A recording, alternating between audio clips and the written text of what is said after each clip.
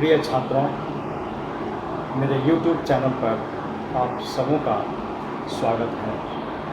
मैं डॉक्टर विनोद कुमार मिश्रा, विभागाध्यक्ष वाणिज्य विभाग, एमएलएसएम कॉलेज दरभंगा। मेरा जो आज का विषय है वह बीकॉम थर्ड पार्ट ऑनर्स के छात्रों के लिए है। बीकॉम थर्ड पार्ट में एक विषय पढ़ाई होती है जिसको हम लोग इनकम टैक्स कहते हैं, जो 7वां पेपर होता है। इस विषय पर इनकम टैक्स पर हमने पहले 2 लेक्चर पूरा किए हैं, जिसको हमने महाविद्यालय के वेबसाइट पर अपलोड कर दिया है। पहला जो मेरा लेक्चर था वह काफ़ी महत्वपूर्ण था, जिसको हम लोग इंट्रोडक्शन टू इनकम टैक्स का हेडिंग दिया था।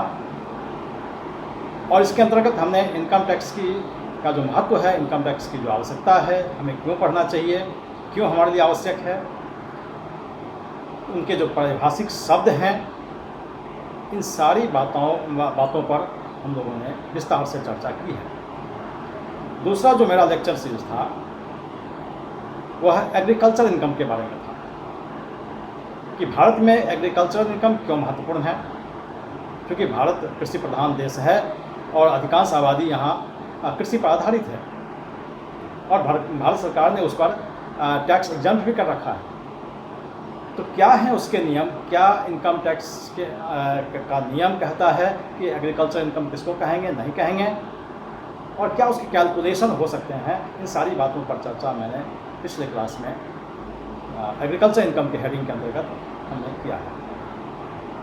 और आप उसको देखेंगे तो निश्चित रूप से हम समझते हैं कि आपके लिए काम की चीज़ होगी।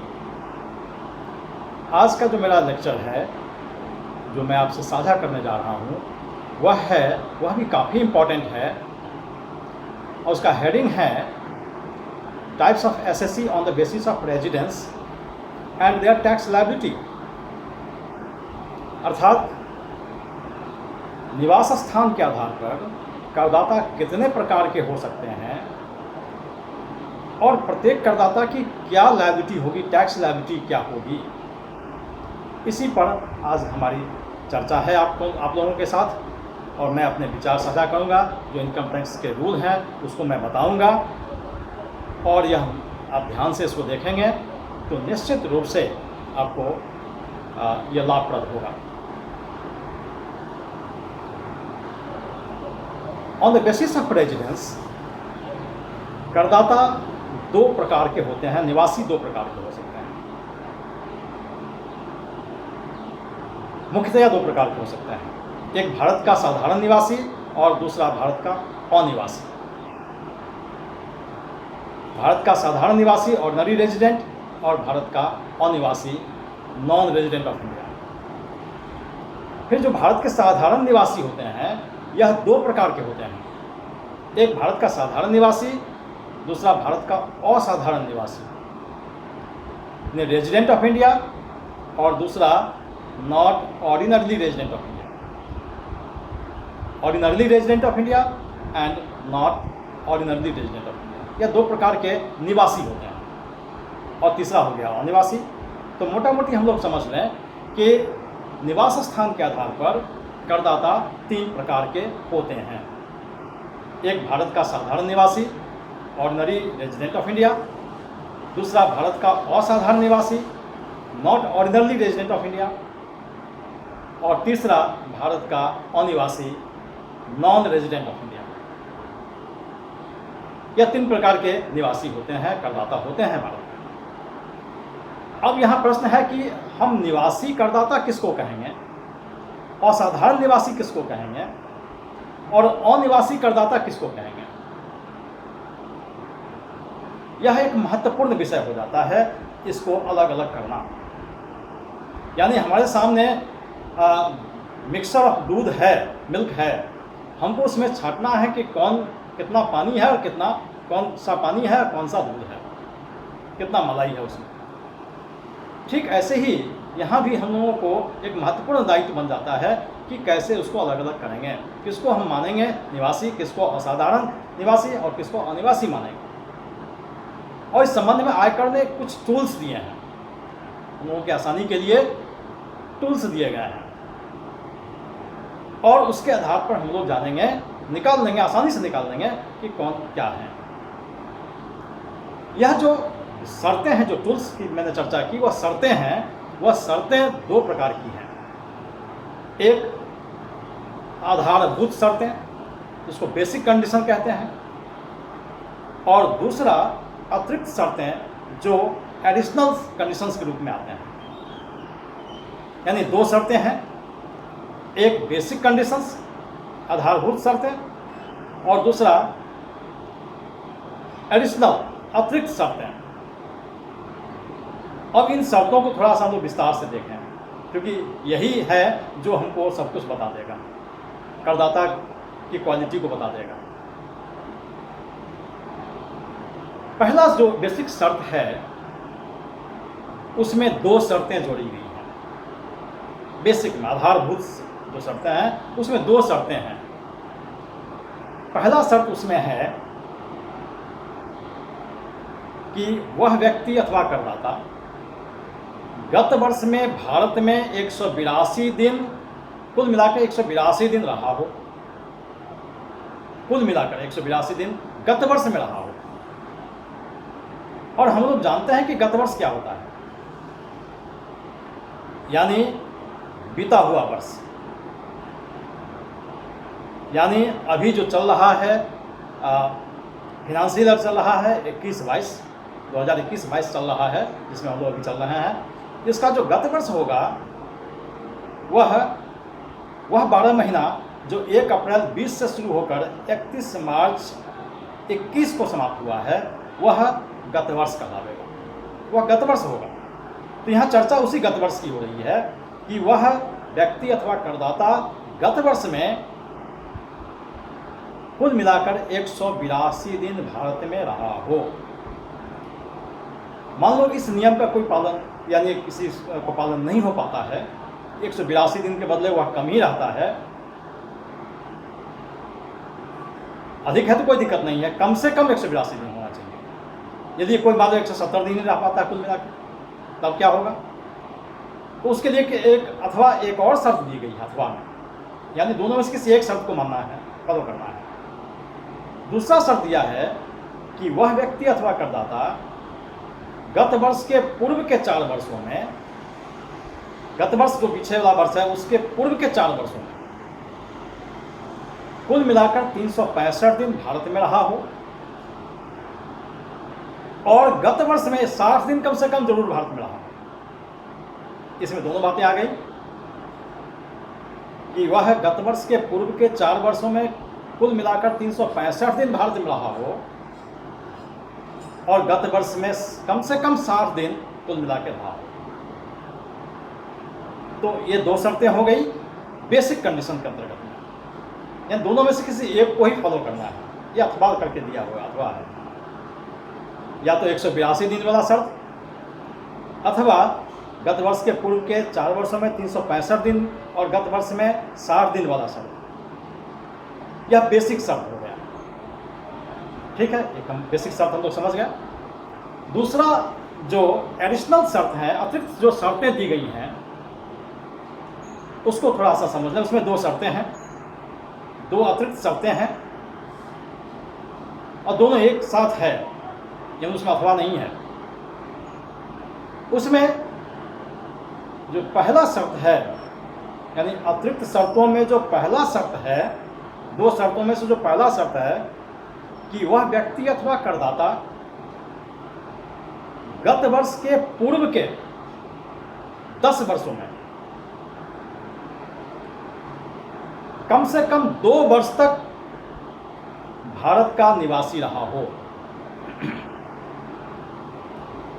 यानी गत वर्ष के पूर्व के 10 वर्षों में कुल मिलाकर 2 वर्ष तक भारत में रहा हो, भारत का निवासी रहा हो, ठीक है। एक शर्त ये हुआ। इसके साथ साथ दूसरा जो उसका शर्त है उसको भी फॉलो करना है कि वह गत वर्ष के पूर्व के 7 वर्षों में, यानी वह निवासी या वह व्यक्ति अथवा करदाता गत वर्ष के पूर्व के 7 वर्षों में कुल मिलाकर 730 दिन, कम से कम 730 दिन भारत में रहा हो। तो यह 2 शर्तें हो गई। अतिरिक्त शर्तों में यह 2 शर्तें हैं,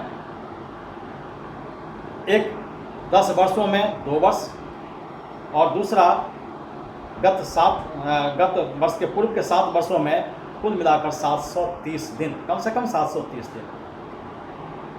इस प्रकार से हम देखते हैं कि बेसिक शर्तें हैं उसमें भी 2 हैं, उसमें से कोई एक फॉलो करना है, और अतिरिक्त जो शर्तें हैं उसमें दोनों शर्तों को पूरा करना है। दोनों शर्तें दी गई हैं उसमें। अब यहाँ हमारे समक्ष करदाता हैं, वह व्यक्ति करदाता भी हैं, वह कंपनी करदाता भी हो सकते हैं, वह फर्म के करदाता भी हो सकते हैं, कोई संस्थागत करदाता भी हो सकते हैं, या बॉडी ऑफ एसोसिएशन व्यक्तियों के समूह करदाता भी हो सकते हैं, या हिंदू अनडिवाइडेड फैमिली के करदाता हो सकते हैं। अब हमें यह देखना है कि कौन सा करदाता निवासी होगा और साधारण निवासी होगा या अनिवासी होगा। अब इन शर्तों के आधार पर हम लोग डिसाइड कर देंगे, निर्णय कर देंगे और आसानी से निर्णय कर देंगे। सबसे पहला जो भारत का साधारण निवासी है उसके बारे में हम लोग देखें तो भारत का जो साधारण निवासी है उसके लिए यह शर्त है कि वह बेसिक कंडीशन में से किसी एक शर्त को पूरा करता हो, और जो अतिरिक्त शर्तें दोनों हैं उसको भी पूरा करता हो। अर्थात बेसिक कंडीशन और एडिशनल कंडीशन दोनों शर्तों को जो पूरा करता है, जो व्यक्ति पूरा करता है, जो करदाता पूरा करता है, जो कंपनी फर्म इंडिविजुअल जितने भी हैं ये लोग पूरा करते हैं, तो उसको भारत का साधारण निवासी मानेंगे। यानी भारत का साधारण निवासी होने के लिए जो आधारभूत शर्तें हैं, बेसिक कंडीशंस हैं, और जो अतिरिक्त शर्तें हैं, एडिशनल कंडीशंस हैं, इन दोनों को पूरा करना होगा, तभी वह व्यक्ति अथवा करदाता भारत का साधारण निवासी कहलाएगा। क्लियर है, इसमें साफ है, और हम लोग आसानी से समझ जाएंगे कि दोनों शर्तों को पूरा करने वाले जो है, बेसिक और एडिशनल दोनों शर्तों को पूरा करने वाले लोग होंगे, जो करदाता होंगे, जो व्यक्ति होंगे, उनको हम लोग भारत का साधारण निवासी कहेंगे। छात्रों, आपके सामने प्रश्न होगा और उसमें कंडीशंस दिए होंगे, उसमें वह कितना दिन कहाँ रहा इसकी बातें चर्चा की गई होंगी, और आपको देखना है इसके आधार पर, इस शर्तों के आधार पर कि क्या करना है हमको, निवासी, असाधारण निवासी और निवासी छांटना है। उसके बाद तो हम फिर कर दायित्व की गणना कर सकेंगे। दूसरा जो करदाता हैं, निवासी हैं, जिसको हम लोग असाधारण निवासी कहते हैं, not ordinarily resident of India, वह कौन हो सकते हैं, किसको हम लोग कहेंगे? तो अधिनियम में स्पष्ट किया गया है कि वह व्यक्ति जो बेसिक कंडीशन में से किसी एक को तो पूरा करता है लेकिन अतिरिक्त शर्तों को पूरा नहीं करता है। ठीक है, यानी वह करदाता अथवा वह व्यक्ति जो बेसिक कंडीशन में जो 2 दिए गए हैं अथवा करके किसी एक शर्त को तो पूरा करता है, अर्थात बेसिक कंडीशन को तो पूरा करता है, लेकिन वह जो अतिरिक्त शर्तें हैं उनको पूरा नहीं करता है। तो इस प्रकार के जो व्यक्ति होंगे, इस प्रकार के जो करदाता होंगे, इस प्रकार के जो निवासी होंगे, उसको हम लोग भारत का असाधारण निवासी मानेंगे। Not ordinarily resident of India वह व्यक्ति करदाता कहलाएगा। पहले हमने देखा कि दोनों शर्तों को पूरा करने वाला निवासी करदाता रेजिडेंट ऑफ इंडिया है, और फिर हमने देखा कि अतिरिक्त शर्तों को पूरा न करने वाला व्यक्ति असाधारण निवासी कहलाएगा। तीसरा जो पॉइंट है, तीसरे प्रकार के जो निवासी हैं on the basis of residence, निवास स्थान के आधार पर, वह अनिवासी हैं, नॉन रेजिडेंट ऑफ इंडिया हैं।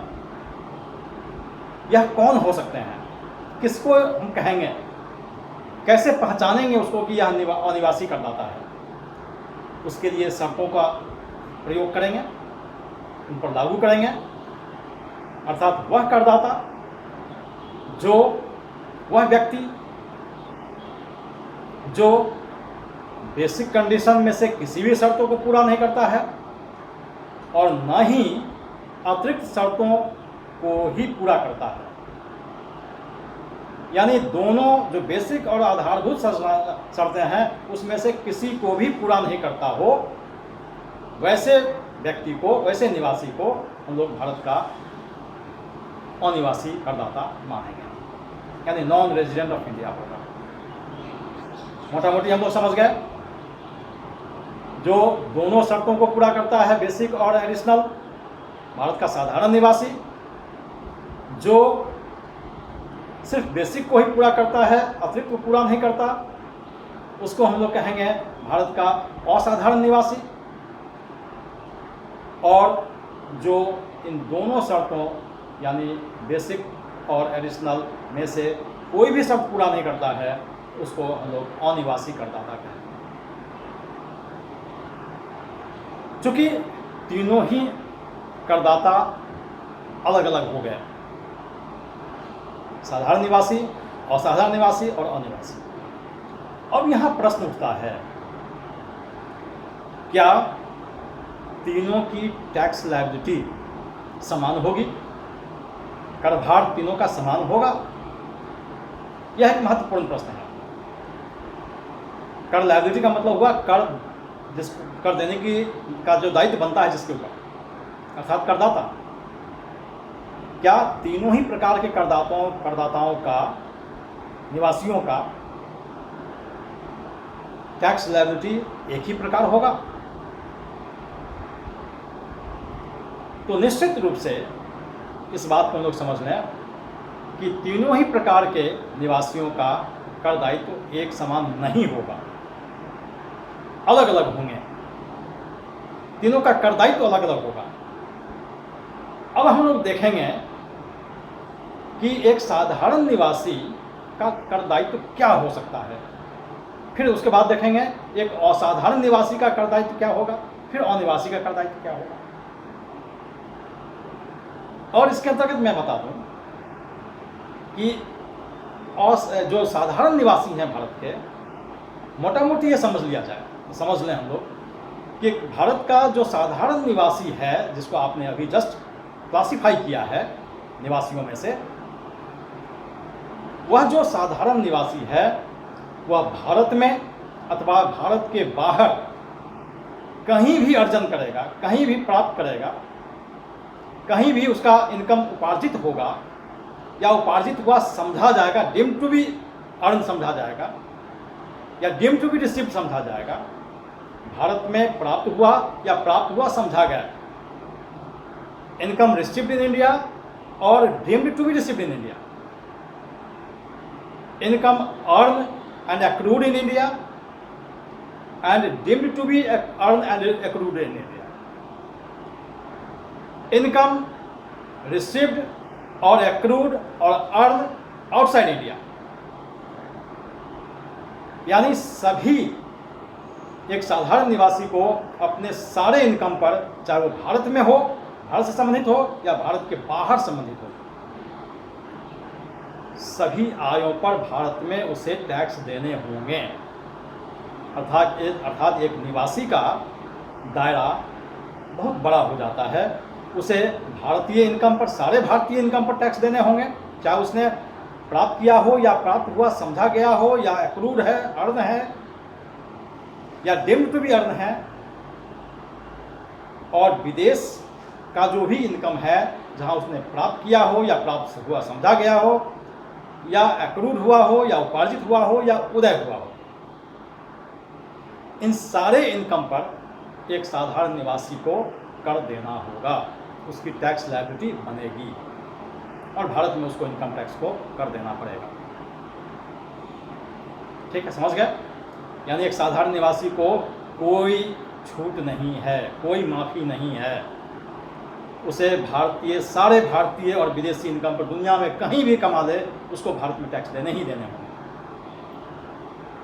एक मोटा मोटी ये समझ लें इसको हम, according to income tax act जो मैं कह रहा हूँ, इनकम टैक्स कानून के अधिनियम के अंतर्गत है। ये दुनिया में कहीं भी कमाएगा, भारत में या भारत के बाहर, कहीं भी अर्न करेगा, कहीं भी एक्रूड होगा, कहीं भी उपार्जित होगा या उपार्जित हुआ समझा जाएगा, उसे भारत में टैक्स देने ही देने होंगे। तो एक बात समझ गए हम लोग, साधारण निवासी के बारे में समझ गए। दूसरा है भारत का असाधारण निवासी, not ordinarily resident of India. अब क्या इसको क्या टैक्स देने होंगे, इसकी कर दायित्व क्या होगी, इसको कौन कौन से इनकम पर टैक्स देने होंगे, तो इसके बारे में आपको मैं समझा दूं। और यह भी बिल्कुल साफ है, इसे भी निवासी की तरह सारे भारतीय इनकम पर टैक्स देना होगा, सारे भारतीय इनकम पर टैक्स देना होगा, चाहे वो अर्न किया हो, चाहे वो रिसीव किया हो, अर्न किया हो, डीम्ड टू बी रिसीव्ड हो, उपार्जित हो, उदय हुई समझी गई हो, उपार्जित हुई समझी गई हो, सारे भारतीय इनकम पर उसको टैक्स देने होंगे, पहली बात। अब चले उसमें विदेशी इनकम पर क्या होगा। तो एक असाधारण निवासी करदाता को विदेशी, सिर्फ उसी विदेशी इनकम पर टैक्स देने होंगे जो संस्था, जो फर्म, कंपनी या इंस्टीट्यूशन भारत के द्वारा नियंत्रित और प्रबंधित होता हो, managed and controlled by India. जैसे कोई विदेश में कोई कंपनी है, भारत सरकार की कोई विदेश में कंपनी है, या भारतीय लोगों की कोई विदेश में कंपनी है, उसमें वह काम करता है, तो कंट्रोल तो भारत से होगा, तो उस पर उसको टैक्स देना होगा। लेकिन वैसा इनकम जिस पर भारत का कोई नियंत्रण नहीं है, मैनेज नहीं है, कंट्रोल नहीं है, उसका कंट्रोलिंग उसी देश से है, तो ऐसे इनकम पर उसे कोई टैक्स देने की जरूरत नहीं होगी। यानी भारत के सारे इनकम उसको देने हैं, टैक्स देने हैं उस पर, साथ साथ विदेश के भी सारे इनकम पर टैक्स देने हैं, लेकिन सिर्फ वैसे इनकम पर टैक्स देना है, विदेशी इनकम पर, जो भारत द्वारा प्रबंधित और नियंत्रित होता है, managed and control by India. जैसे स्टेट बैंक ऑफ इंडिया की शाखा यदि दुबई में है, बहुत सारे देशों में है, उसका कंट्रोल एंड मैनेज तो भारत से होता है। तो दुबई में जो काम करने वाले लोग होंगे, उस शाखा में काम करने वाले लोग हैं, कोई भी भारतीय नागरिक हैं, भारत के हैं, असाधारण निवासी हैं, तो उनको टैक्स देने होंगे, क्योंकि उसका प्रबंध और नियंत्रण भारत से हो रहा है। तो बहुत सारी ऐसी संस्थाएं हैं जो विदेशों में हैं, जिसका प्रबंध और नियंत्रण भारत से होता है। बहुत सारी कंपनियां विदेशों में हैं जिसका प्रबंध और नियंत्रण भारत से होता है। तो उन इनकम पर उससे यदि प्राप्त किया गया कोई इनकम है, या अर्न है, या उपार्जित है, या उदय हुई है, तो उसको भारत में टैक्स देने होंगे।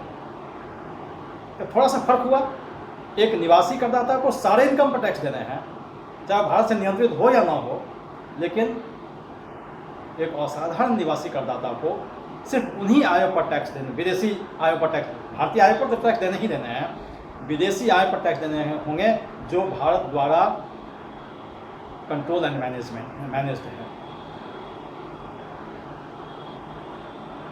और अब तीसरा देना, अनिवासी किसको कहेंगे, नॉन रेजिडेंट ऑफ इंडिया कौन होगा। क्योंकि भारत में बहुत सारी चर्चाएं होती रहती हैं एनआरआईज के बारे में, और सरकार भी एनआरआईज को बुलाती हैं भारत में कि आप यहाँ उद्योग लगाएं, जिससे भारत का डेवलपमेंट हो। चूँकि आप भारत से जुड़े हुए लोग हैं, तो भारत के विकास में आप सहयोग करें, मदद करें। इसके लिए बहुत बार ऐसा भी कॉन्फ्रेंस बुलाया गया है भारत सरकार के द्वारा, स्टेट गवर्नमेंट के द्वारा भी बुलाया जाता है। खास करके गुजरात में जो विदेशी लोग हैं, एनआरआईज हैं, वो भारत की मदद करने के लिए, गुजरात सरकार की मदद करने के लिए वो आते हैं।